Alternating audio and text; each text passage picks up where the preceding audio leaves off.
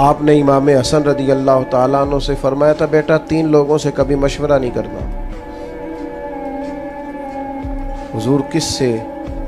फरमाया, बेटा बुज़दिल से कभी मशवरा नहीं करना। इसलिए कि जो बंदा बुज़दिल है तुम्हें कभी बहादुरी का सबक नहीं दे सकता। और दूसरा आपने इरशाद फरमाया था कि बेटा बखील से कभी मशवरा नहीं करना। बखील से कभी मशवरा, कंजूस है ना, फरमाया उससे कभी मशवरा ना करना, इसलिए कि जिसका दिल बड़ा नहीं ना होता उसका दिमाग कैसे बड़ा हो सकता है।